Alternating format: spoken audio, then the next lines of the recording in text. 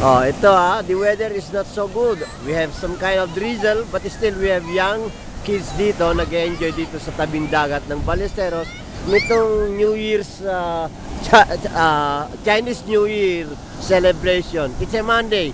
Although sumisikat na kaninang araw, pero suddenly naging adverse ang weather natin. But still, yung fun and enjoyment ng itong mga kids na nagtatampisaw dito sa tabing dagat are having a lot of fun. Ayan, no?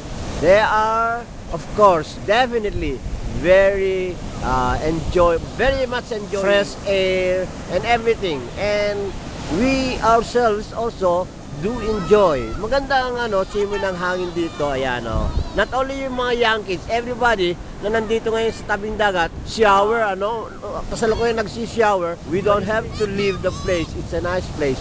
At this is actually po dito sa bayan ng Ballesteros. Look at the sea.